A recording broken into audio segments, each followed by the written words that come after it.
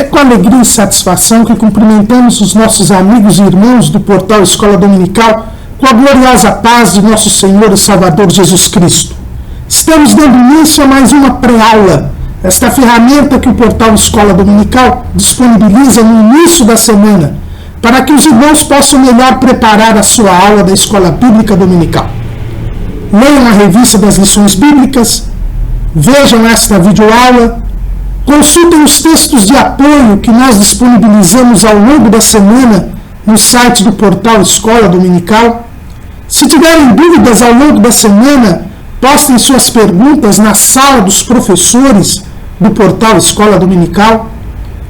Acessem outras videoaulas e outros textos de apoio, cujos links nós disponibilizamos nas redes sociais do portal Escola Dominical, no Facebook, no Twitter e no LinkedIn. Ouçam as leituras diárias, um breve comentário em áudio que nós disponibilizamos ao longo da semana, as leituras diárias recomendadas na revista das lições bíblicas. E no sábado à noite, às 19 horas, horário de Brasília, o irmão também é convidado a assistir à transmissão ao vivo da aula ministrada no estudo dos professores e amigos da Escola Bíblica Dominical, na Igreja Evangélica Assembleia de Deus, no Ministério do Belém, na sede aqui em São Paulo. Mas depois de fazer tudo isso, não deixe de comparecer à Escola Bíblica Dominical. Tudo isto que nós disponibilizamos é apenas uma preparação para a Escola Bíblica Dominical, que é a igreja local reunida, ensinando enquanto evangeliza e evangelizando enquanto ensina, como nos ensina o pastor Antônio Gilberto. Neste terceiro trimestre de 2015, nós estamos estudando o tema A Igreja e o seu Testemunho, as ordenanças de Cristo nas cartas pastorais. Estamos estudando as duas cartas de Paulo a Timóteo e a carta de Paulo a Tito, as chamadas cartas pastorais. E hoje estaremos estudando a lição de número 7, que tem como título Eu sei em quem tenho crido. E estamos dando início ao terceiro bloco deste trimestre, onde nós estudaremos a segunda carta de Paulo a Timóteo. Nós encerramos o estudo da primeira carta pastoral, a primeira carta de Paulo a Timóteo, e hoje estaremos iniciando o estudo da segunda carta de Paulo a Timóteo. Hoje estaremos estudando o primeiro capítulo. É verdade que a nossa lição também aborda temas do segundo capítulo, mas, como estes assuntos serão repetidos na lição de número 8, nós ficaremos apenas aqui hoje no primeiro capítulo da segunda carta de Paulo a Timóteo, para que evitar uma repetição que existe na revista, mas nós pretendemos evitá-la aqui em nossa pré-aula. Para iniciarmos o estudo da segunda carta de Paulo a Timóteo, é bom lembrarmos, e isso nós já fizemos na lição de número 1, nós já falamos sobre isso. A segunda carta de Paulo a Timóteo, embora venha em seguida a primeira carta, ela foi a última carta escrita pelo apóstolo Paulo. Então nós iremos ainda estudar a carta a Tito. A carta a Tito ela é da mesma época da primeira carta de Paulo a Timóteo. A segunda carta de Paulo a Timóteo deve ter escrita por volta de 3, 4 anos depois da primeira carta de Paulo a Timóteo. Para nós entendermos a segunda carta de Paulo a Timóteo, nós precisamos lembrar alguns aspectos da biografia do apóstolo Paulo. Em primeiro lugar, lembramos que Paulo foi a Jerusalém, está lá no livro de Atos dos Apóstolos, e lá ele foi preso, mandado a Cesareia, e teve que apelar a César e foi mandado a Roma. Em Roma, Paulo aguardou o seu julgamento e durante a sua primeira prisão em Roma, era uma prisão numa casa alugada, ele estava em prisão domiciliar. É o que nós vemos lá no livro de Atos dos Apóstolos, no capítulo 28. Diz assim o texto bíblico, 28 e 30. E Paulo ficou 2 anos inteiros na sua própria habitação que alugara e recebia todos quantos vinham vê-lo, pregando o reino de Deus e ensinando com toda a liberdade as coisas pertencentes ao Senhor Jesus Cristo, sem impedimento algum. Então, nesta primeira prisão de Paulo, foi uma prisão domiciliar, e desta prisão, Paulo foi solto, porque ele foi absolvido. A sua acusação era com relação a motivos religiosos. Os judeus o haviam acusado de haver transtornado o templo, de haver profanado o templo em Jerusalém, levando gentios para o interior do templo, de ser membro de uma seita, como era considerada a seita dos nazarenos, né? Como eram considerados os seguidores de Jesus pelos judeus. Mas Paulo nada havia feito contra o Império Romano e ele foi absolvido. Quais as evidências que nós temos que ele foi absolvido? Quando ele escreveu a carta aos Filipenses, e ele estava na prisão, ele diz que iria ser absolvido. Ele teve essa revelação da parte do Espírito Santo. É o que nós vemos lá em Filipenses, capítulo 1, versículo 22. Mas se viver na carne e dar fruto da minha obra, não sei então o que devo escolher. Mas de ambos os lados estou em aperto, tendo desejo de partir e estar com Cristo, porque isto é ainda muito melhor. Mas julgo mais necessário, por amor de vós, ficar na carne. E tendo esta confiança, sei que ficarei e permanecerei com todos vós, para proveito vosso e gozo da fé. E ainda na carta aos Filipenses, no capítulo 2, versículo 24, ele diz: mas confio no Senhor, que também eu mesmo em breve irei ter convosco. Então Paulo tinha certeza, e certamente esta certeza veio por uma revelação do Espírito Santo, que ele seria solto e voltaria inclusive a ver os irmãos em Filipos. E foi o que aconteceu. Na primeira carta de Paulo a Timóteo, nós estudamos neste trimestre já esta carta, Paulo partiu para a Macedônia. Está escrito ali em 1 Timóteo 1,3: como te roguei, quando parti para a Macedônia, que ficasses em Éfeso para advertires alguns que não ensinem outra doutrina. Então ele partiu para a Macedônia. Filipos fica na Macedônia. No livro de Atos, no capítulo 16, nós vemos que Filipos fica na Macedônia. 16 e 12 de Atos. E dali para Filipos, que é a primeira cidade desta parte da Macedônia, e é uma colônia. Então, Paulo foi solto, partiu para Filipos, mandou Timóteo para Éfeso. Muito provavelmente, depois de ter ido a Filipos, Paulo foi para a Espanha, porque este era o seu propósito desde antes de ser preso. Nós lemos isso lá na Epístola aos Romanos, que Paulo escreveu quando estava indo para Jerusalém. O seu plano era ir a Jerusalém, de Jerusalém para Roma, para que a igreja de Roma custeasse a sua missão na Espanha. A Espanha, na época, era a parte ocidental, o extremo ocidente do Império Romano. E Paulo, dentro da sua visão missionária, como ele já havia pregado na parte oriental, na Ásia Menor, como ele já havia pregado na Europa, na parte oriental, ele agora queria iniciar a pregação do Evangelho na parte ocidental do Império Romano. É o que nós vemos lá em Romanos, capítulo 15, versículo 24. Quando partir para a Espanha, irei ter convosco, pois espero que de passagem vos verei, e que para lá seja encaminhado por vós, depois de ter gozado um pouco da vossa companhia. Não temos registros bíblicos de que Paulo tenha ido à Espanha, mas muito provavelmente ele tenha ido, pois era este o seu propósito. Mas quando ele volta da Espanha, ele muito provavelmente foi para a cidade de Troade, e lá ele é preso. Ele é preso, e segundo alguns estudiosos da Bíblia, por obra de um certo Alexandre o Latoeiro, que muito provavelmente era o mesmo Alexandre que havia distorcido a doutrina na igreja de Éfeso. Lá no capítulo 1 de 1 Timóteo, no versículo 20, Paulo fala sobre alguns que naufragaram na fé e diz: entre estes foram Himeneu e Alexandre, os quais entreguei a Satanás para que aprendam a não blasfemar. Muito provavelmente este Alexandre, que é citado por Paulo em 2 Timóteo, capítulo 4, versículo 14. Alexandre o Latueiro causou muitos males. Muito provavelmente esse Alexandre o Latueiro, aproveitando o fato de que Nero começara a perseguir os cristãos, deve ter denunciado Paulo.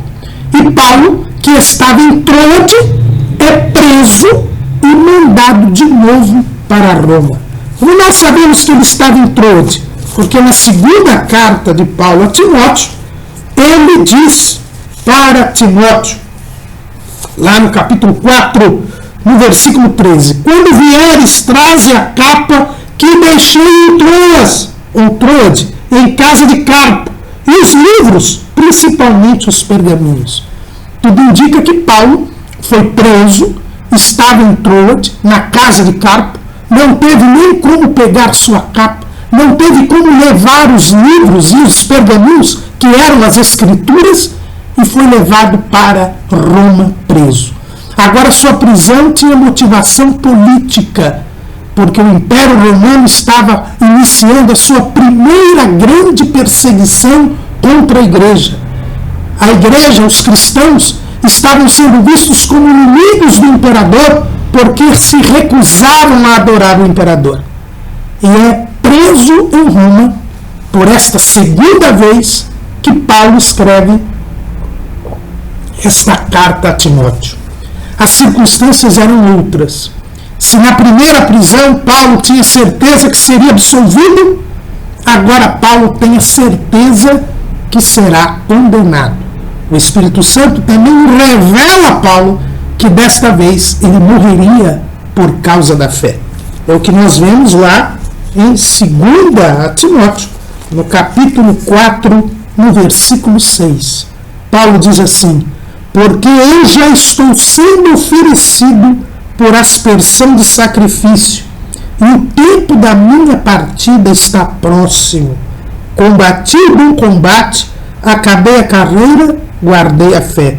Desde agora a coroa da justiça me está guardada, a qual o Senhor, justo juiz, me dará naquele dia, e não somente a mim, mas também a todos os que amarem a sua vida.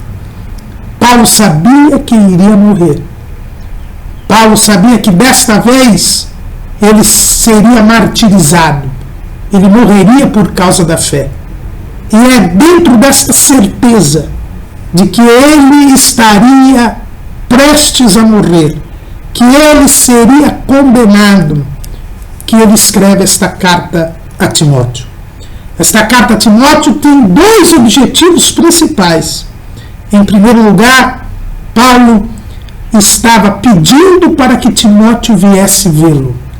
Paulo estava abatido, Paulo estava abandonado, Paulo estava sozinho, praticamente sozinho.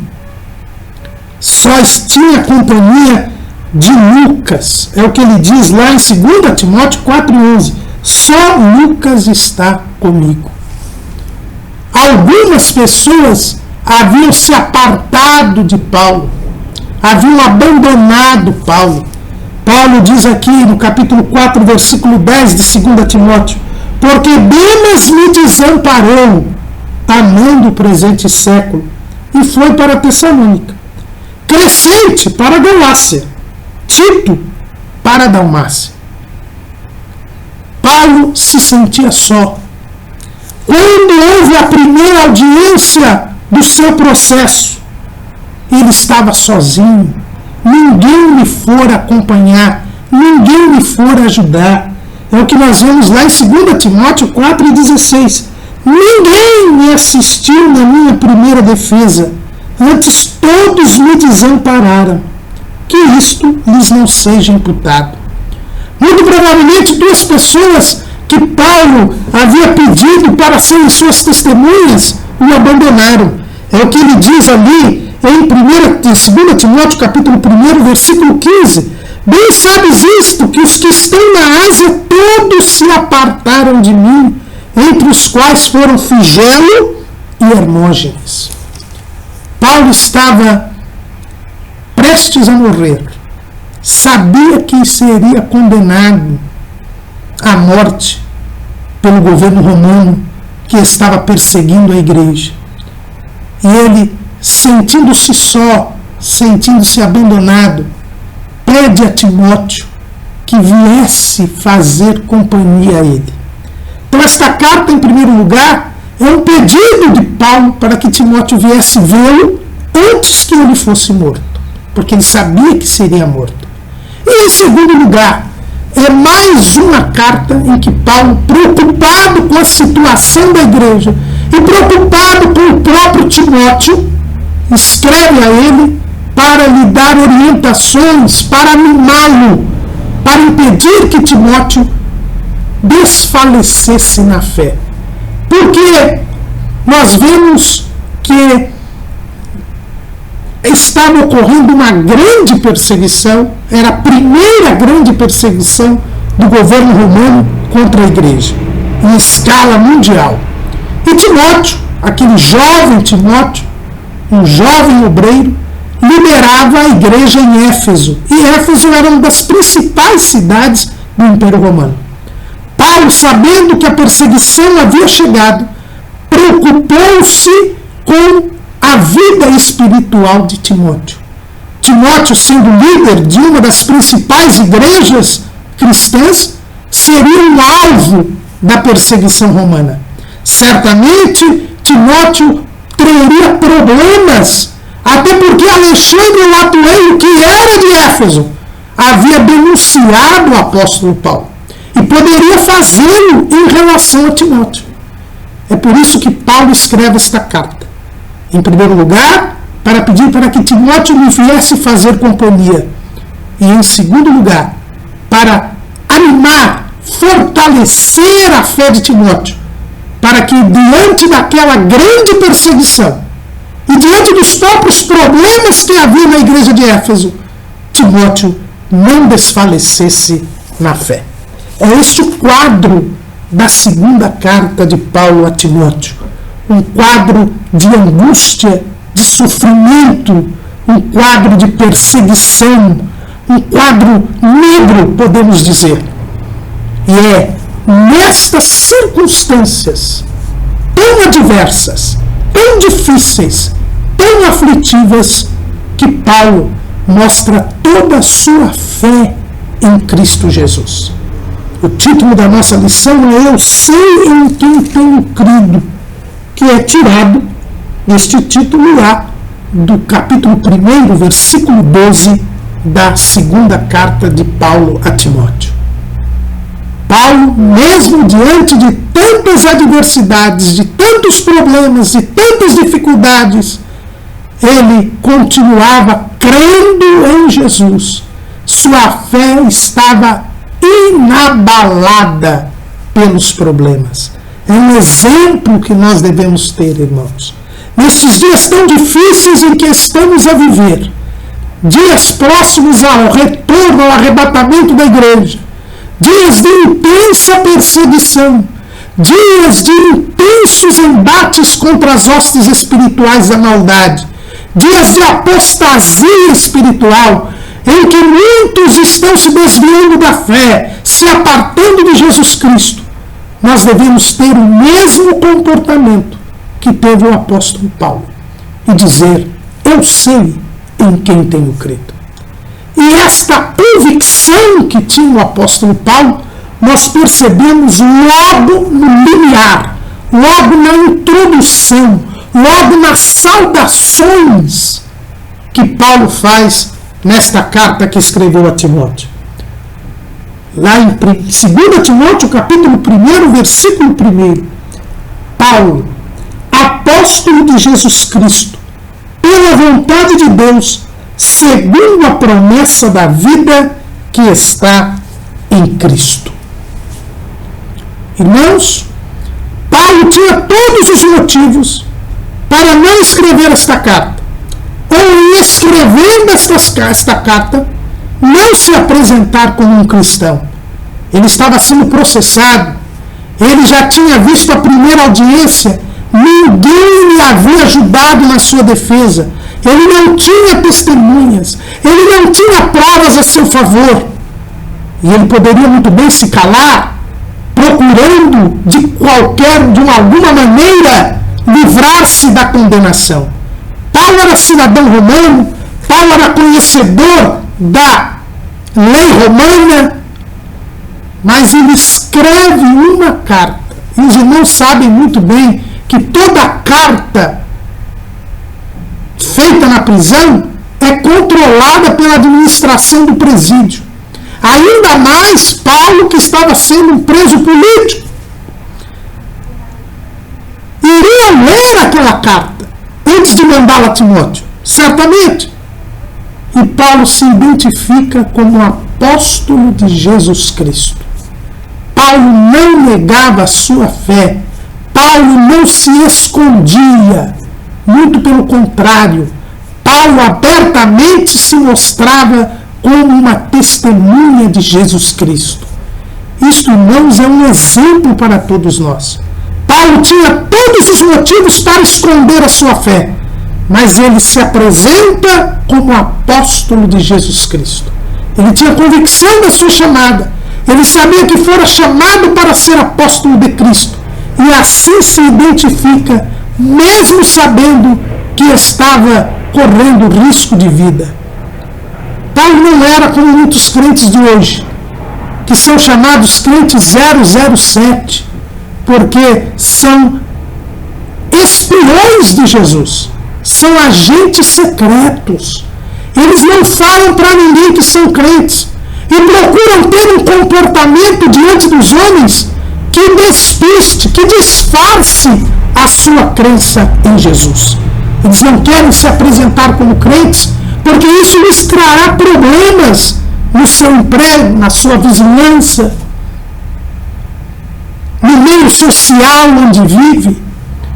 Mas Jesus, antes de subir aos céus, ele disse aos seus discípulos: e ser-me-eis testemunhas, tanto em Jerusalém, como em toda a Judéia e Samaria e até os confins da terra.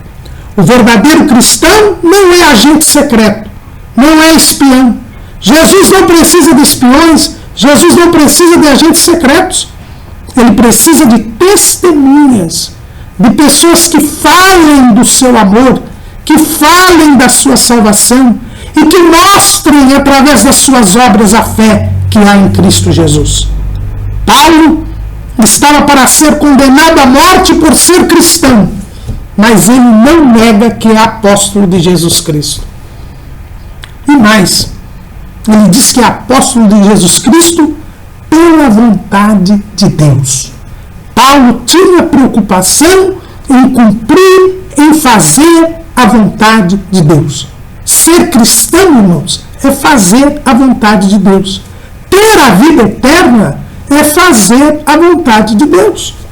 O apóstolo João, ele deixa isso bem claro na sua primeira carta, no capítulo 2, no versículo 17. E o mundo passa e a sua concupiscência, mas aquele que faz a vontade de Deus permanece para sempre. Ter a vida eterna é permanecer para sempre. E para permanecer para sempre, nós devemos fazer a vontade de Deus. Quando Paulo diz que ele é apóstolo de Jesus Cristo pela vontade de Deus, ele está dizendo: olha, eu não me importo em morrer. Se esta é a vontade de Deus para mim, se ele já me revelou que eu vou morrer por causa do Evangelho, eu vou cumprir a vontade de Deus. O problema que eu estou passando, a solidão, o abandono, a ingratidão, a proximidade da morte, tudo isso é a vontade de Deus. E eu estou aqui para fazer a vontade de Deus. Era o mesmo propósito de Jesus Cristo, irmãos. Jesus, falando aos discípulos, depois de ter conversado com a mulher samaritana, ele disse o seguinte, lá em João capítulo 4, versículo 34. Jesus disse-lhes: a minha comida é fazer a vontade daquele que me enviou e realizar a sua obra. Jesus diz que fazer a vontade de Deus era a sua comida, era a sua razão de viver, era a forma dele sobreviver, era fazer a vontade de Deus. Lá no capítulo 12, versículo 27, ainda do Evangelho segundo escreveu João, Jesus diz assim: agora minha alma está perturbada, e que direi eu? Pai, salva-me desta hora, mas para isto vim a esta hora. Jesus, ao sentir também a proximidade da morte, angustia-se, até porque ele não deveria morrer, porque ele nunca havia pecado, mas ele tinha vindo para morrer. E ele diz: que direi eu? Pai, salva-me desta hora, mas para isto vim. Eu vim para isto. Irmãos, nós temos que fazer a vontade de Deus. Paulo estava para morrer, e ele sabia que esta era a vontade de Deus. E ele tinha prazer em cumprir a vontade de Deus. É por isso que Jesus nos ensina na oração dominical: seja feita a tua vontade, assim na terra, a começar comigo, como no céu. Mas Paulo também tinha um outro motivo para, apesar das dificuldades, adversidades que estava a passar, mantivesse firme em Jesus. Se ele olhava para o passado e sabia que havia sido chamado para ser apóstolo, porque quando ele diz apóstolo de Jesus Cristo pela vontade de Deus, Paulo se lembrava lá do caminho de Damasco, quando ele teve um encontro com Jesus. E ele se lembrava quando 3 dias depois, Ananias orou por ele, caíram-lhe como escamas da vista, ele recobrou a sua visão, porque ele havia ficado cego com a aparição luminosa de Jesus Cristo no caminho de Damasco. Ali foi revelado a ele que ele seria o apóstolo dos gentios. Ele foi chamado para o ministério, para pregar o evangelho. Ele tinha essa consciência. É o que ele diz aqui em 2 Timóteo 1,11. Para o que fui constituído pregador, apóstolo e doutor dos gentios. Ele tinha a convicção da sua chamada. E por isso ele dizia: eu sou apóstolo de Jesus Cristo pela vontade de Deus. O crente, para ser firme, para continuar crendo em Jesus apesar das dificuldades, ele precisa se lembrar da sua chamada. Ele precisa se recordar da escolha de Jesus. E ao se lembrar que foi escolhido pelo Senhor, que foi chamado pelo Senhor, que foi salvo pelo Senhor, ele se fortifica na fé e consegue lutar contra as adversidades da vida. Mas não basta nós olharmos para o passado, nós precisamos também olhar para o futuro. E é isto que Paulo diz. Ele diz: apóstolo de Jesus Cristo pela vontade de Deus. Ele se lembra do seu chamado apostólico. Ele se lembra da sua conversão. Ele se lembra que ele havia sido escolhido por Jesus desde o ventre de sua mãe. Mas ele também olha para o futuro. Ele sabe que está prometida para ele a vida eterna, que está prometido para ele o céu. Ele tinha esta esperança. E ele sabia que apesar de ele ser morto, ele tinha a certeza de que iria receber a coroa da vida. Nós lemos aqui: desde agora a coroa da justiça me está guardada. E ele diz assim: segundo a promessa da vida que está em Cristo Jesus. O crente, ele olha para o passado, ele se lembra que foi chamado, ele se lembra que foi escolhido, ele se lembra que foi salvo, mas ele também olha para o futuro. Ele sabe que se ele for fiel até o fim, o Senhor lhe dará a vida eterna, o Senhor lhe dará o céu, ele irá morar com o Senhor para sempre. Jesus diz: se eu for, voltarei e os levarei para mim mesmo, para que onde eu estiver, estejais vós também. Assim como Jesus subiu ao céu, nós sabemos que um dia o Senhor também nos levará para o céu. Olhando para trás, mas também olhando para o futuro. Tendo a convicção de que foi chamado e salvo por Jesus. E tendo a esperança da glória. Assim o crente pode superar as suas dificuldades. Paulo, ele tinha consciência de que o que eu esperava era melhor do que o que ele tinha aqui. Por isso ele não tinha medo da morte. Além do que, ele sabia que ele teria o mesmo destino de Jesus. Jesus também veio e morreu por nós. E se Jesus foi odiado pelos homens, também Paulo seria. O próprio Jesus deixou isso bem claro lá no Evangelho segundo escreveu João, no capítulo 15, no versículo 18. Se o mundo vos aborrece, sabei que primeiro do que a vós me aborreceu a mim. Se vós fosseis do mundo, o mundo amaria o que era seu. Mas porque não sois do mundo, antes eu vos escolhi do mundo, por isso é que o mundo vos aborrece.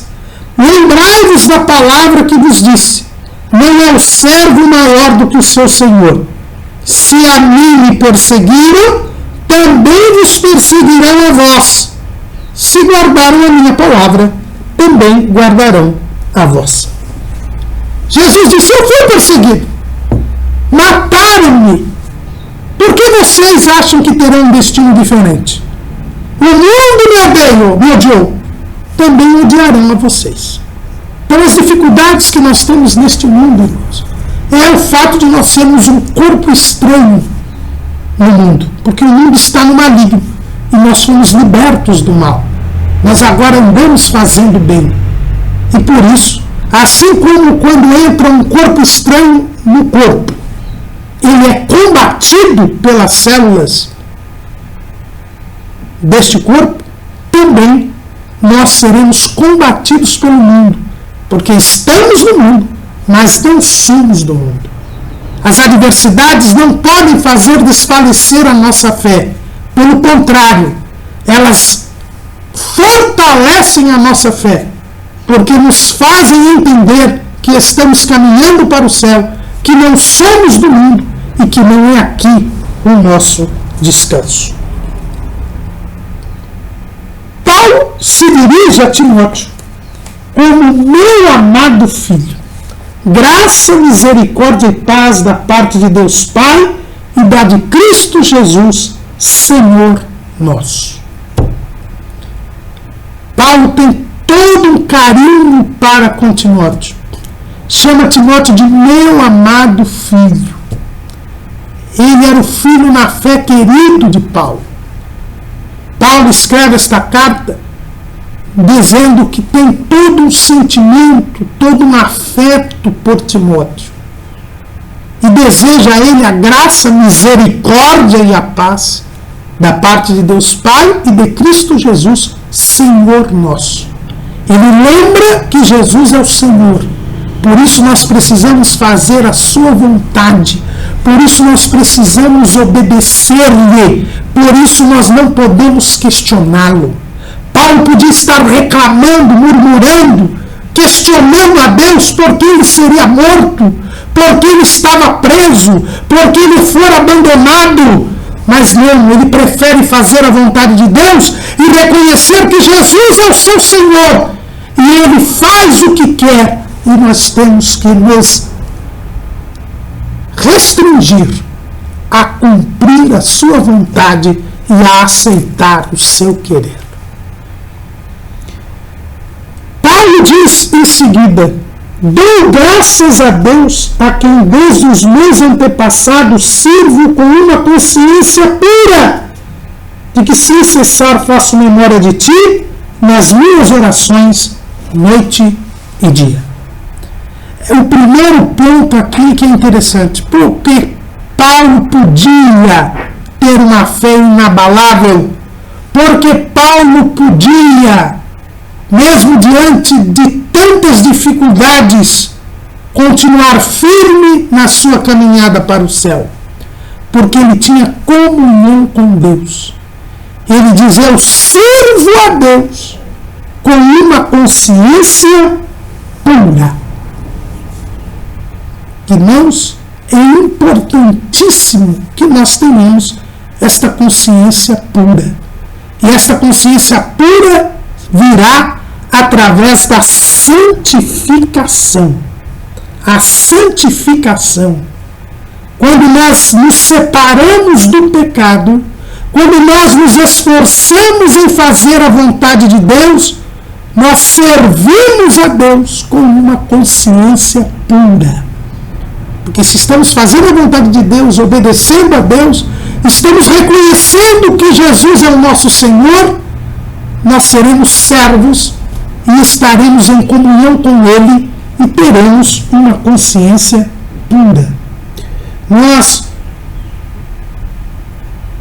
observamos isso de uma forma toda especial.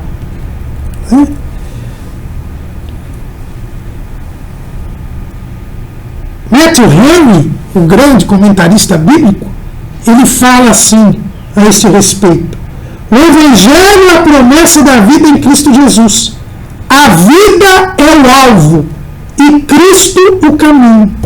A vida é colocada na promessa e ambas estão seguras em Cristo Jesus, a testemunha fiel. Porque todas quantas promessas há de Deus são nele sim e por ele o amém. Paulo cria no Evangelho, na palavra de Deus, vivia esta palavra e sabia que as promessas de Deus são verdadeiras. A sua vida, o seu alvo era o Senhor Jesus. O seu caminho era o Senhor Jesus. Por isso ele podia agradecer a Deus mesmo diante de tantas dificuldades. William Hendrickson diz o seguinte, nós colocamos aí em nosso esboço: é muito oportuno que Paulo, o prisioneiro que se defronta com a morte, tenha firmado sua atenção na promessa de vida indestrutível. Esta é naturalmente a vida que se centra ou está em Cristo Jesus, porque sem sua expiação ou intercessão, ninguém jamais entraria na posse desta vida. Hans Burke, no seu comentário Esperança também, que nós colocamos em nosso esboço, fala a mesma coisa. Diante da iminente morte, seu olhar contempla a promessa da vida. Esta sucinta asserção também pode conter o grato conhecimento de que ele foi chamado como apóstolo para ser, até a última hora, o mensageiro da vida que se manifestou e pode ser encontrada no Messias Jesus. Paulo podia agradecer a Deus porque ele tinha uma consciência pura, porque ele vivia em Cristo Jesus. Ele mesmo já havia dito lá na Epístola aos Gálatas, uma das primeiras epístolas que ele escreveu, ele já tinha essa consciência. Ele dizia lá em 2:20, já estou crucificado com Cristo, e vivo não mais eu, mas Cristo vive em mim. E a vida que agora vivo, a carne, vivo na fé do Filho de Deus, o qual me amou e se entregou a si mesmo por mim. Ele servia a Deus com uma consciência pura. E como ele adquiriu essa consciência pura, irmãos? Pela santificação. E quais são os meios da santificação? A palavra de Deus, João 17:17, santifica-os na verdade, a tua palavra é a verdade. A oração, porque toda criatura de Deus, pela palavra de Deus e pela oração é santificada. 1 Timóteo 4, 4 e 5. Pelo temor de Deus, em 2 Coríntios, capítulo 7, versículo 1. Ora, amados, Pois que temos tais promessas, purifiquemo-nos de toda a imundícia da carne e do espírito, aperfeiçoando a santificação no temor de Deus. Pela participação digna no corpo e no sangue de Cristo, na ceia do Senhor. É assim que nós alcançamos uma consciência pura, pela santificação. Paulo lia e meditava na palavra de Deus, tanto que nós vimos que ele pede para Timóteo, já que ele não pôde ler a palavra, quando estava preso, não pôde trazer os livros, ele mesmo sabendo que ia morrer, ele diz, traz os livros, principalmente os pergaminhos, Timóteo. Ele era alguém que meditava na palavra de Deus, e era alguém que orava. Olha o que ele diz, não, sem cessar faço memória de ti nas minhas orações noite e dia. Paulo era um homem de oração. E mesmo passando tantas dificuldades e próximo à morte, ele não se esquecia de orar por Timóteo e por outros irmãos. Nós temos que orar por nós e orar pelos outros, interceder pelos outros. Nós temos que ser pessoas de oração. Paulo era um homem de oração. É por isso que ele podia suportar todo o sofrimento, todas as provações, toda a angústia que ele estava passando, ele conseguia superar e não ter a sua fé abalada, porque ele era um homem de oração. Aprendamos com Paulo. Oremos e a nossa fé não desfalecerá. Por mais problemas que tenhamos, ao invés de ficar reclamando e ao invés de ficar pedindo oração, ore. Paulo aproveitava que estava preso e que não podia ler a palavra porque estava sem as escrituras, ele orava noite e dia, incessantemente. E aqui é interessante, na primeira carta que Paulo escreveu, que foi a primeira carta de Paulo aos Tessalonicenses, Paulo escreve lá no capítulo 5, versículo 17, orai sem cessar. E na última carta que Paulo escreve, que é essa segunda carta de Paulo a Timóteo, nós vemos Paulo orando sem cessar. Nos dá uma lição. Na primeira carta que Paulo escreve, ele diz, orai sem cessar. E na última carta, ele está orando sem cessar. É por isso que ele tinha a esperança de receber a coroa da justiça. É por isso que ele havia guardado a fé, acabado a carreira e combatido o bom combate. Porque ele era um homem de oração. A oração é essencial para que nós vençamos o mundo. Porque a oração nos faz aumentar, crescer espiritualmente, faz aumentar a nossa fé. E a fé é a vitória que vence o mundo, disse João, lá em 1 de João, capítulo 5, no versículo 5.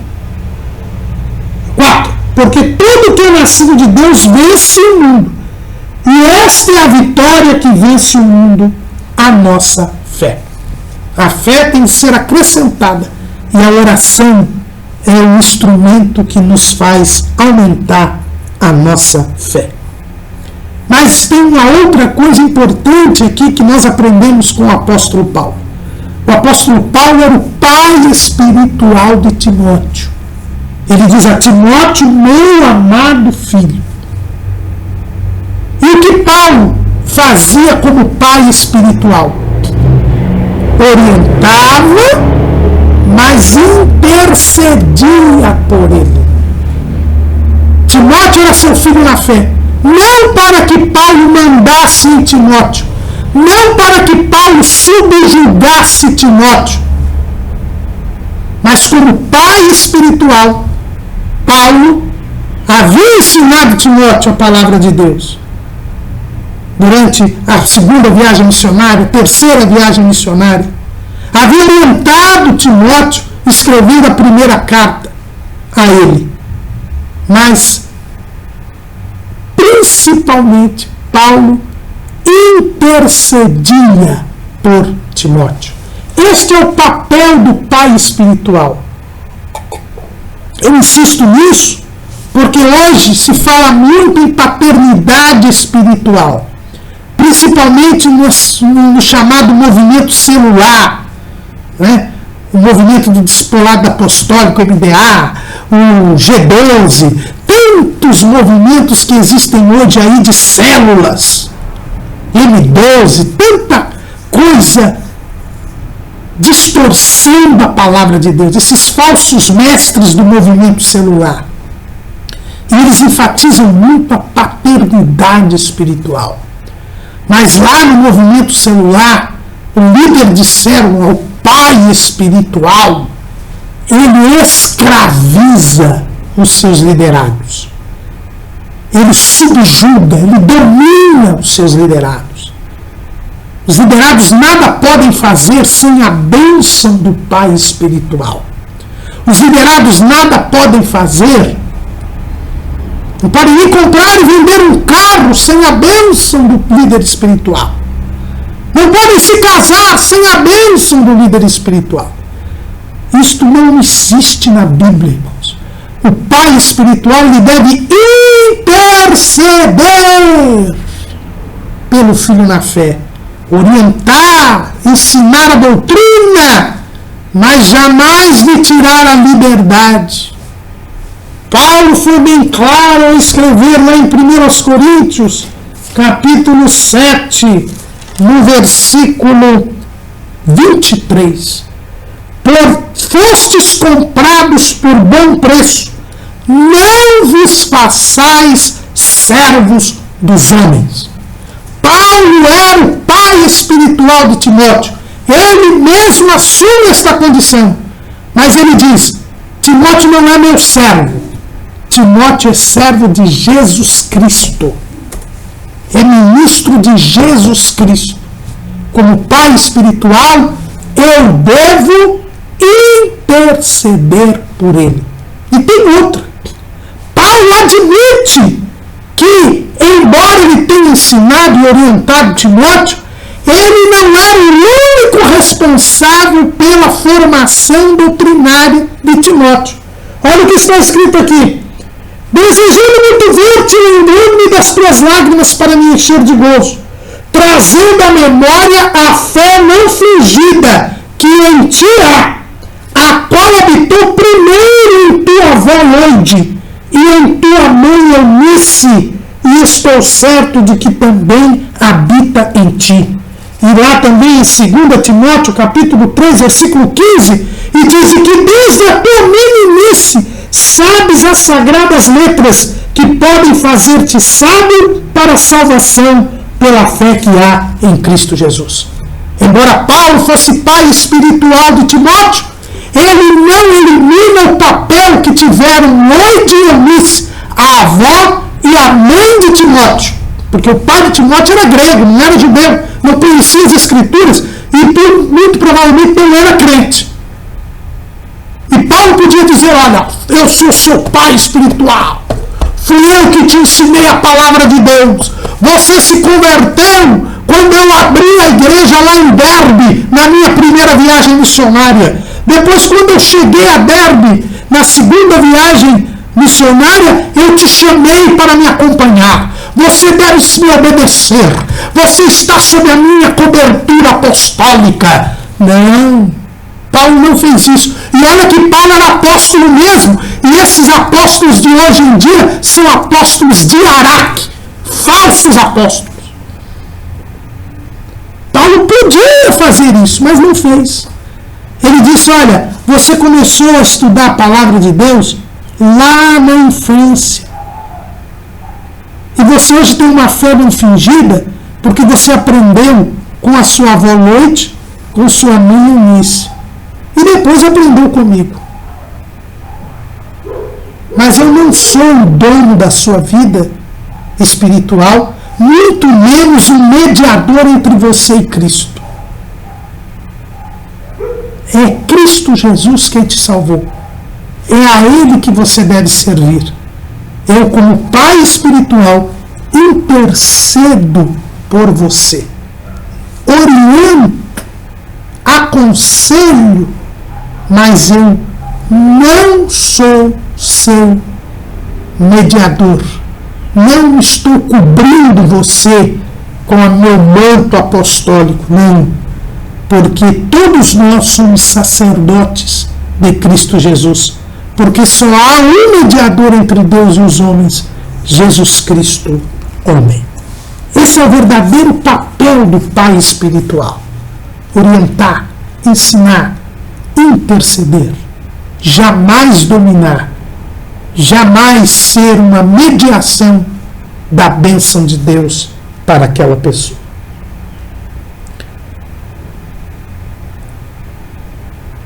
E neste ponto nós vemos como Paulo mostra que Timóteo tinha raízes espirituais.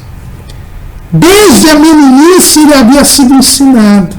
Sua avó e sua mãe, com muita dificuldade, porque Timóteo morava em Derbe, que era uma cidade grega.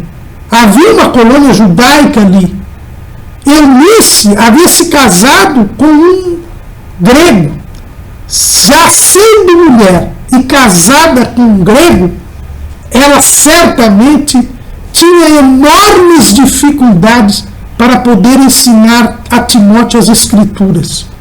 Porque ela não podia ir à sinagoga, porque Timóteo não podia aprender da sinagoga, mas com todas as dificuldades, tanto sua avó Loide quanto sua mãe Eunice ensinaram Timóteo.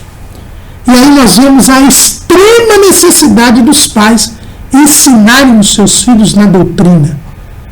Que bom seria que cada lar cristão fosse igual à casa de Timóteo, onde se ensinasse as sagradas letras desde a meninice. E hoje nós estamos tendo uma perda muito grande de jovens, crianças e adolescentes em nossas igrejas, porque elas não são ensinadas desde a meninice.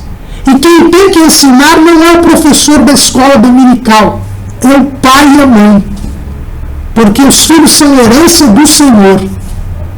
Desde lá, no livro de Deuteronômio, no capítulo 6, Moisés dizia que os pais deveriam ensinar os seus filhos a palavra de Deus. E isso não mudou. A família é o primeiro ambiente em que se constroem as raízes espirituais. E se um crente não estiver arraigado na palavra de Deus, não estiver construindo a sua casa sobre a rocha, ele não aguentará as provas e as tribulações da vida. Porque quando não há raiz, a prova elimina a fé. É o que Jesus nos ensina na parábola do bom semeador. Lá em Mateus, no capítulo 13, nós vemos a parábola do semeador. E Jesus diz assim, explicando a parábola do semeador. Porém, o que foi semeado em pedregais é o que ouve a palavra e logo a recebe com alegria, mas não tem raiz em si mesmo, antes é de pouca duração. E chegada a angústia e a perseguição por causa da palavra, logo se ofende. Paulo escreve esta carta para Timóteo, para não deixar Timóteo desfalecer na fé, desanimar por causa da perseguição romana e por causa dos problemas doutrinários da igreja de Éfeso, porque ele sabia que Timóteo tinha raízes espirituais. Havia aprendido a palavra de Deus em casa e depois complementado o seu aprendizado com o próprio apóstolo Paulo. Por isso, Paulo sabia que podia investir em Timóteo, porque ele estava arraigado na fé. Ele tinha raízes espirituais. É como as árvores. Se as árvores não tiverem raízes profundas, qualquer tempestade, qualquer ventania a derruba. Com o crente é a mesma coisa. Se ele não tiver raízes espirituais, se ele não tiver profundidade na palavra, conhecimento da palavra, ele não resiste à prova, ele não resiste à perseguição. É por isso que Paulo, escrevendo à igreja de Éfeso, Ele disse no capítulo 3, no versículo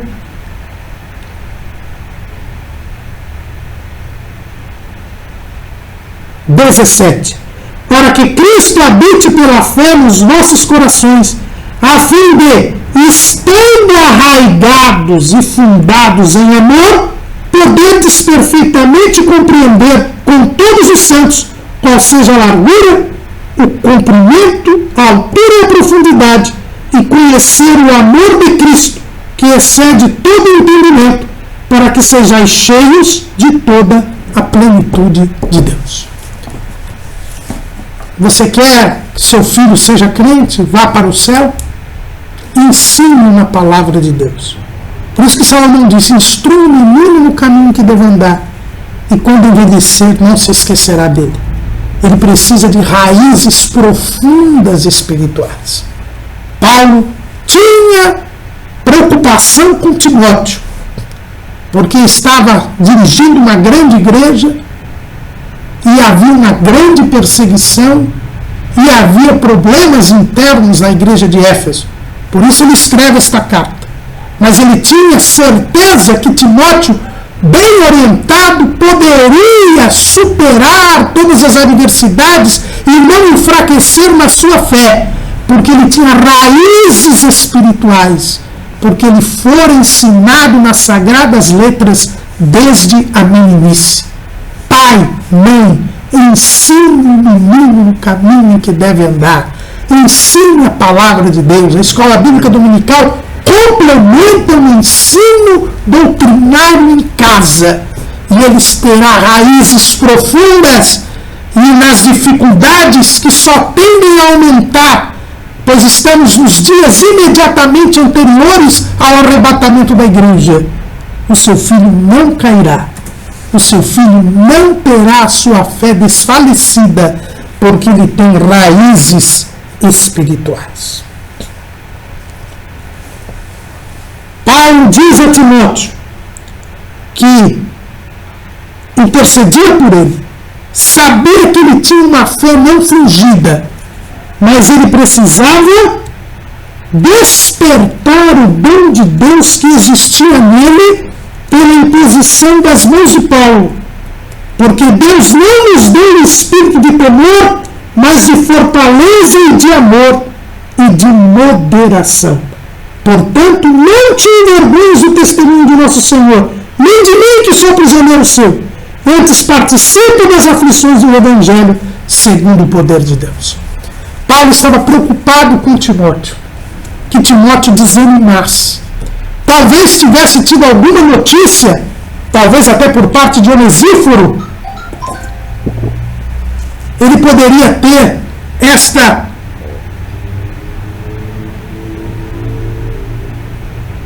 notícia de que Timóteo estava desanimando. Paulo fala que ele lembrava das lágrimas de Timóteo. Quem sabe Timóteo estava na companhia de Paulo quando ele foi preso lá em Troade.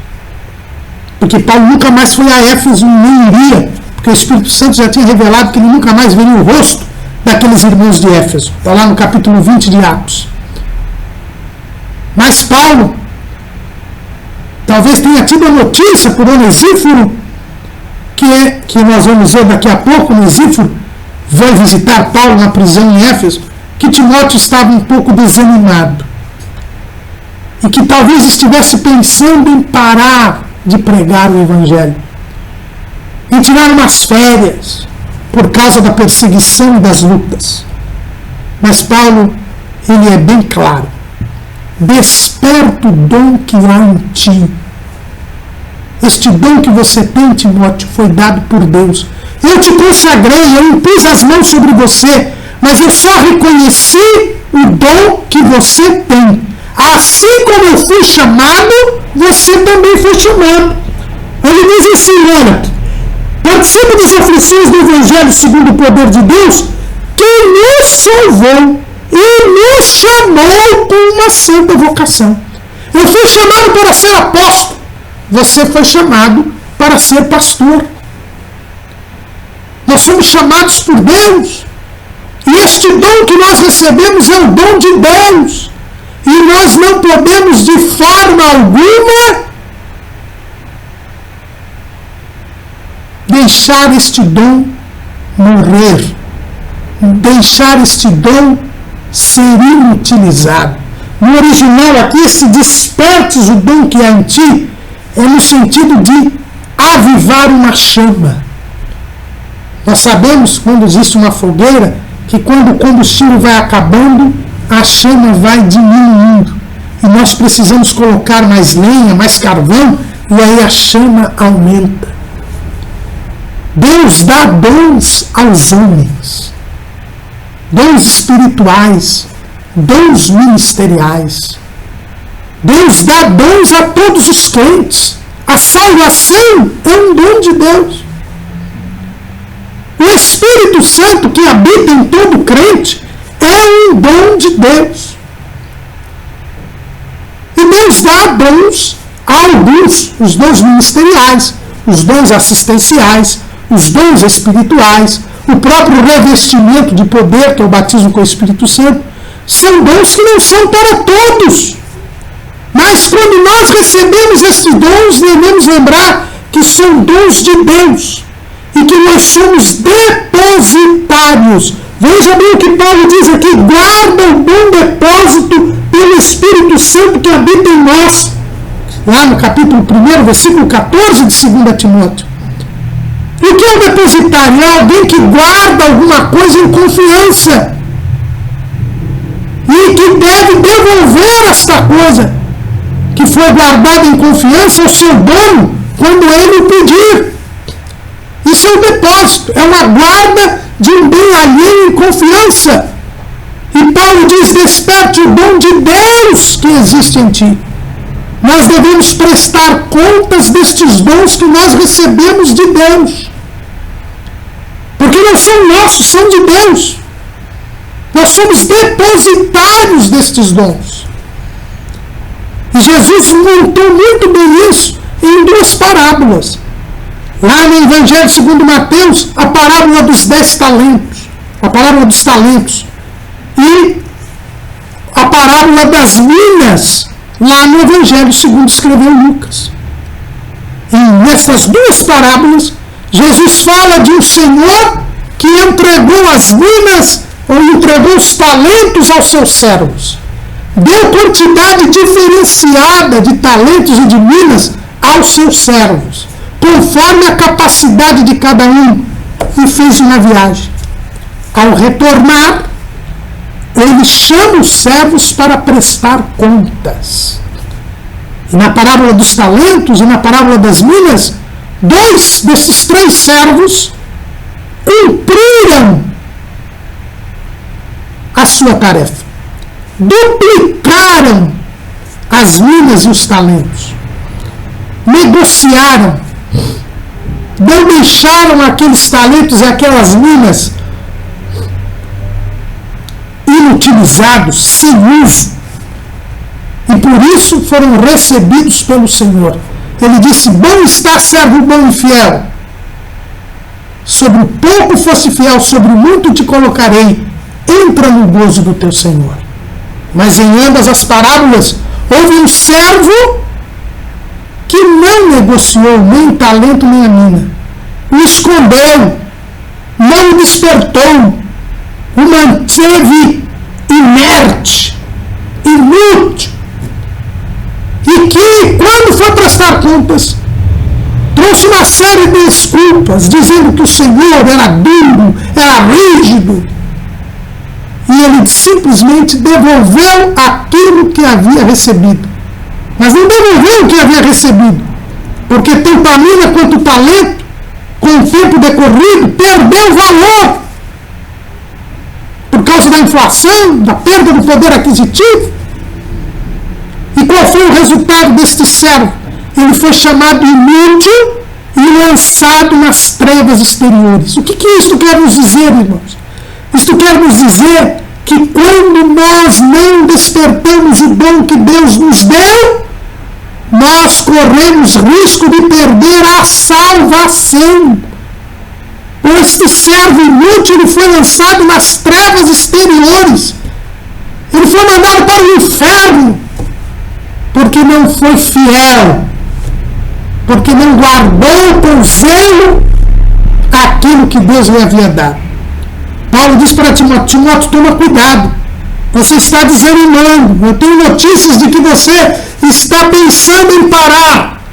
Se você parar de pregar o Evangelho, se você parar de ensinar a doutrina a Éfeso, se você abandonar a igreja de Éfeso por causa da perseguição, por causa dos problemas internos, você vai perder a salvação.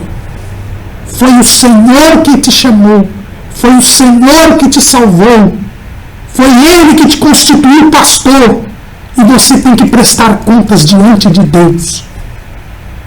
É muito triste nós vermos hoje muitos ministros que, por causa de dificuldades financeiras, por causa da incompreensão do ministério, por causa de calúnias, de acusações, abandonam o ministério.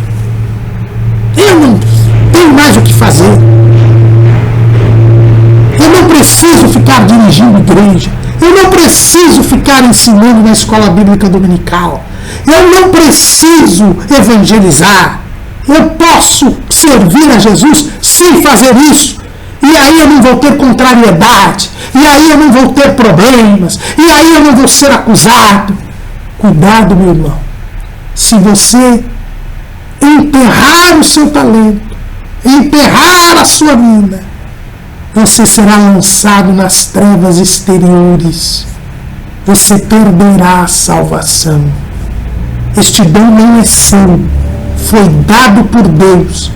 E Ele que deu, mandou que você o mantivesse ativo, em exercício. Se por um acaso você deixou de fazer aquilo que Deus mandou fazer, volte a fazer enquanto é tempo. Porque quando o Senhor vier prestar contas, mandar você prestar contas, será tarde demais.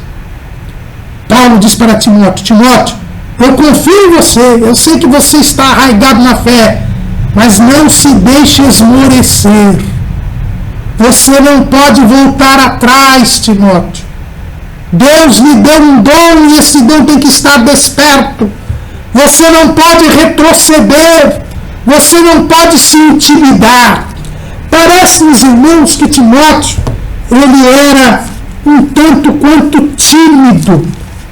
Por ser novo, pela própria cultura que tinha, Timóteo parece que ele era um pouco tímido.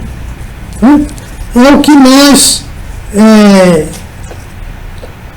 deduzimos da palavra de Deus.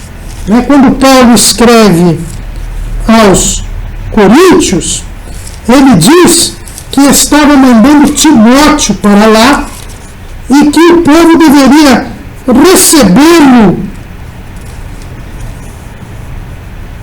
e dele cuidar. Porque Timóteo era um tanto quanto tímido. Mas, estando à frente daquela igreja de Éfeso, sendo jovem, tendo esta certa dificuldade, além de ser um pouco tímido, Timóteo também era uma pessoa que tinha frequentes enfermidades, ele tinha problemas físicos. Nós vemos aqui em 1 Timóteo, nós estudamos isso já, numa lição desse trimestre, Paulo até recomenda que ele tomasse um pouco de vinho, para que, por causa do teu estômago e das tuas frequentes enfermidades. Então, Timóteo tinha um problema da idade, que já era um problema cultural, tinha uma certa timidez, e ele então tinha um certo problema psicológico, tinha também um problema físico, e isto tudo contribuía para que Timóteo desanimasse numa situação tão difícil como era a que ele estava passando. Mas,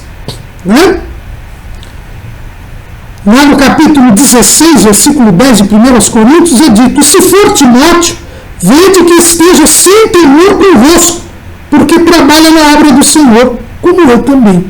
Então Paulo dá a entender que Timóteo era meio receoso, meio tímido. Timóteo tinha frequentes enfermidades. Timóteo era novo, e isso era um problema. Por isso que Paulo escreve lá em 1 Timóteo 4,14, 4,12, ninguém despreza a tua mocidade. Então Timóteo tinha todas estas limitações.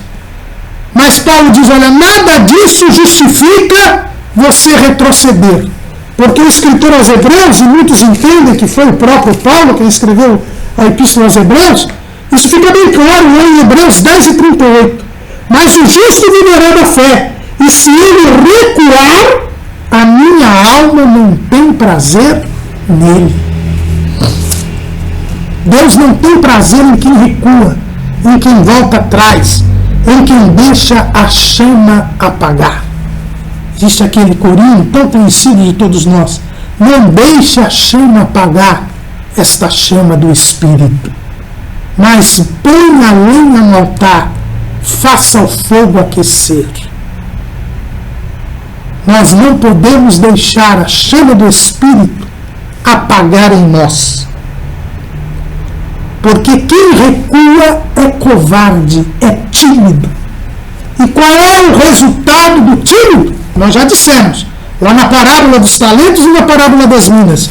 Mas João termina isto dizendo, lá em Apocalipse 21:8, mas quanto aos tímidos e aos incrédulos, e aos abomináveis, e aos homicidas, e aos fornicários, aos feiticeiros, aos idólatras, e a todos os mentirosos, a sua parte será no lago que arde com fogo e enxofre, o que é a segunda morte. Quem abandonar o ministério, quem recuar, não entrará no céu. Paulo, seguindo as suas orientações, ele diz assim, olha, Timóteo, você não tem razão nenhuma para recuar, porque foi chamado por Deus, foi salvo por Deus, e Deus já garantiu a nossa vitória, porque ele se fez homem na pessoa de Jesus Cristo. Trouxe à luz a vida e a incorrupção pelo Evangelho e aboliu a morte. Eu estou aqui preso, Timóteo. Sei que vou morrer, Timóteo, mas eu estou honrando a minha chamada. Deus me deu 3 dons ministeriais. Eu fui constituído pregador, que é evangelista, apóstolo e doutor dos gentios. Eu sei em quem eu tenho crido, Timóteo. Este Deus me sustenta. Eu vou morrer por causa disso, mas eu não renuncio ao meu ministério. Eu digo para todos, mesmo sendo condenado à morte, que eu sou apóstolo de Jesus Cristo, que eu fui constituído pregador e doutor dos gentios. A minha missão é pregar o Evangelho e implantar igrejas. A minha missão é ensinar a palavra de Deus aos gentios. Eu não nego o meu ministério, embora eu esteja hoje abandonado, praticamente condenado à morte, isolado, numa prisão, embora eu esteja abatido, embora eu esteja sentindo saudade de você, embora eu precise da sua companhia, embora eu esteja emocionalmente alterado, eu sei em quem eu tenho crido. Este Senhor que me salvou, que me chamou, que venceu a morte e o pecado, ele merece ser servido. Por isso eu sei em quem tenho crido. Embora eu vá morrer, Timóteo, eu sei que este Senhor é o vencedor. Ele é poderoso para guardar o meu depósito aqui aquele dia. Este Jesus que eu estou servindo, Timóteo, ele quer que eu morra. É por isso que eu estou preso. Eu não sou prisioneiro de Nero. Eu sou prisioneiro de Jesus. Ele quer que eu morra, então eu vou morrer. Mas eu sei que ele vai me levar para o céu. Eu estou esperando a cidade celeste. Eu estou esperando a glorificação do meu corpo. Eu estou esperando a minha salvação.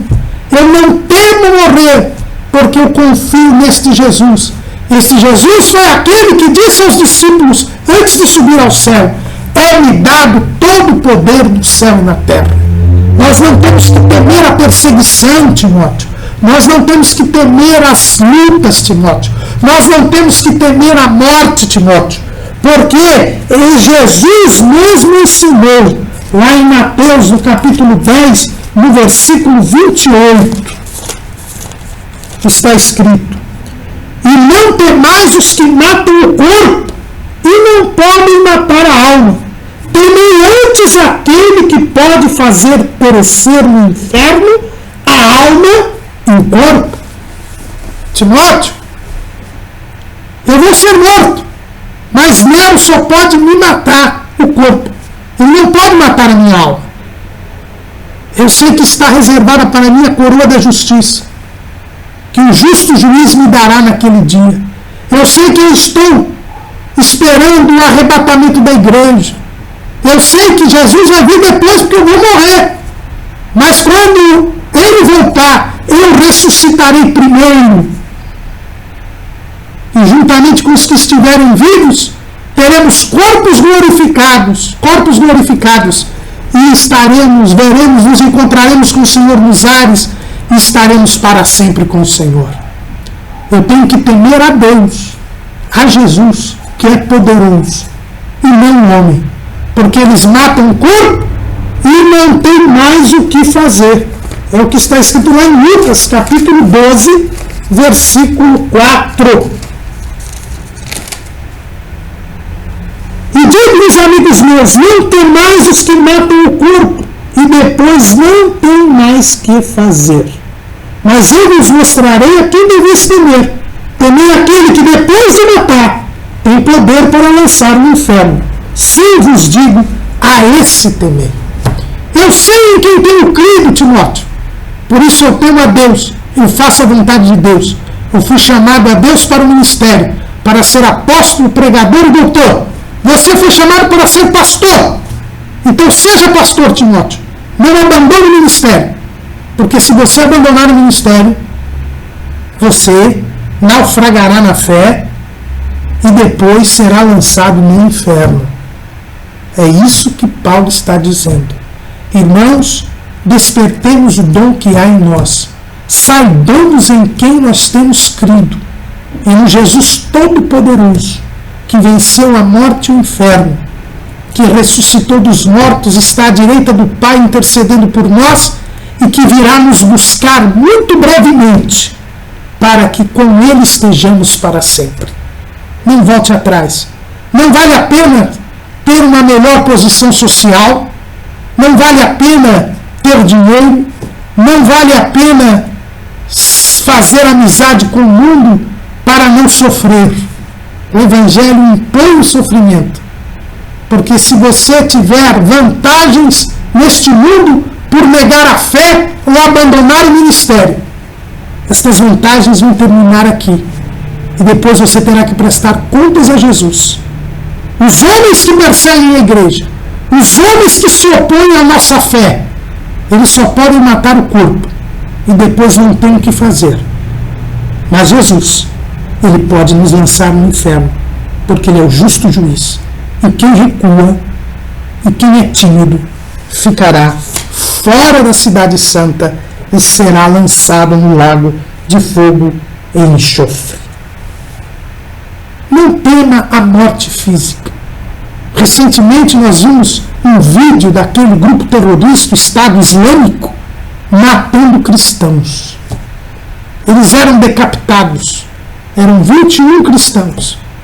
E enquanto um perdia a cabeça, o outro glorificava a Deus. Ele não temia quem podia matar o corpo, mas ele continuava firme. Se ele se convertesse ao islamismo, se ele negasse a Jesus, ele seria solto. Ele viveria, mas depois iria para o inferno. E aqueles nossos irmãos, glorificando a Deus, saíram desta vida para outra, sabendo que, sendo fiéis a Jesus, o Estado Islâmico só poderia matar o corpo, mas não poderia matar a alma. E eles entraram no gozo do seu Senhor. Paulo não tinha medo da morte, porque eles sabiam em quem tinha crido. E no final deste primeiro capítulo, Paulo dá a Timóteo 2 exemplos de 2 condutas de irmãos de Éfeso. Os primeiros nós dissemos já, Figelo e Hermógenes. Eles, segundo William Hendrickson, talvez tivessem sido chamados para testemunhar a favor de Paulo, mas eles se apartaram, desapareceram, desampararam Paulo. Preferiram o conforto de não terem problemas com as autoridades romanas. Diante da perseguição, fugiram, recuaram. Mas há um outro exemplo, o exemplo de Onesíforo. Onesíforo havia ajudado Paulo lá em Éfeso. Era um crente de Éfeso. E quando soube que Paulo foi preso, Onesíforo não mediu esforços. Saiu de Éfeso, que ficava lá na Grécia, lá na Ásia Menor, mas propriamente na Turquia de hoje, e foi até Roma. Chegando a Roma, foi procurar Paulo.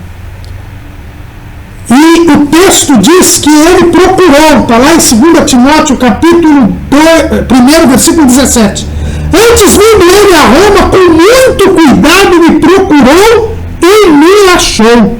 O Senhor me conceda que naquele dia ache misericórdia diante do Senhor. E quanto me ajudou em Éfeso, melhor o sabes tu. Onesíforo ajudou Paulo em Éfeso. Paulo ficou 3 anos em Éfeso. E a Bíblia diz que foi o auge do seu ministério, porque ele fazia maravilhas extraordinárias em Éfeso. Era fácil ajudar um homem numa igreja que estava crescendo, um homem que estava mostrando o poder de Deus de uma forma maravilhosa. Era fácil ser cooperador de Paulo em Éfeso. Mas agora Paulo estava preso político. A igreja estava sofrendo uma perseguição em escala mundial. Por isso, Figelo e Hermógenes desapareceram, abandonaram a fé, se descompromissaram com Paulo, estavam preocupados com a sua vida, com a sua sobrevivência e deixaram Jesus por causa disso. Mas Onesíforo não. Onesíforo ele sai de Éfeso e vai até Roma, na capital do império, onde começava a perseguição, e começa a procurar Paulo. Irmãos, vejam a situação. Onesíforo, ele foi em quantas cadeias, em quantas prisões, e perguntava: é aqui que está preso Paulo, que veio lá de Troade, que é acusado de cristão, que está preso por ordem do imperador. E alguém dizia: porque você é amigo dele? E ele dizia: sim, eu sou crente também, eu sou cooperador de Paulo, sou amigo dele, eu quero visitá-lo. Onesíforo colocou a sua vida em risco, expôs-se ao perigo da morte. Para quê, irmãos? Simplesmente para fazer companhia a Paulo.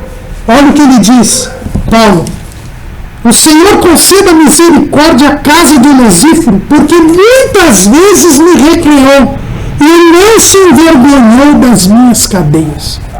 Paulo, que estava sentindo solidão, que estava abatido, que estava emocionalmente alterado, porque muitos o abandonaram, só Lucas estava com ele, ele sabia que iria morrer, já tinha uma certa idade, e quanto maior a idade, maior o sentimentalismo no ser humano. Onesíforo só queria fazer companhia a Paulo. sentiu a necessidade de demonstrar o seu amor para com Paulo. Onesíforo não podia pagar um bom advogado para Paulo. Onesíforo não podia soltar Paulo. Ele só podia fazer companhia a Paulo. E em fazendo companhia a Paulo, ele arriscava a sua própria vida, porque havia uma perseguição contra os cristãos no Império Romano, no governo tirânico de Nero. Mas Onesíforo viaja de Éfeso até Roma, milhares de quilômetros, unicamente para fazer companhia a Paulo. O pastor Emanuel Barbosa Martins, pastor presidente das Assembleias de Deus, Ministério do Belém, em São José dos Campos, numa reunião de obreiros no mês de maio deste ano, ao falar sobre Onesíforo, ele diz com muita propriedade que provavelmente Onesíforo foi morto, porque Paulo diz assim: conceda misericórdia à casa de Onesíforo, ou seja, a família de Onesíforo. E quando fala de Onesíforo, ele diz assim: o Senhor me conceda que naquele dia ache misericórdia. E aquele dia, o dia do arrebatamento da igreja, o dia da glorificação, pode ser, e alguns intérpretes da Bíblia, como o pastor Emanuel, entendem isso, e tem fundamento, que por causa disso Onesíforo foi preso e morto em Roma. Mas mesmo morto, ele fez questão de demonstrar o seu amor para com o apóstolo Paulo, de lhe fazer companhia, de ser grato a ele, de não negar o evangelho, de não negar a sua condição de crente. Paulo dá estes dois exemplos a Timóteo. Timóteo, eu sei em quem eu tenho crido. Eu sei quem é o Deus que me chamou e chamou a você. Que me escolheu e escolheu você. Você tem um dom de Deus. Por isso não desanime na fé. Saiba em quem você tem crido. Seja como Onesíforo. Venha ver-me. Venha consolar-me. Venha cumprir o seu ministério. E você alcançará o céu como eu estou alcançando. Será que nós sabemos em quem nós temos crido, irmãos? Amém.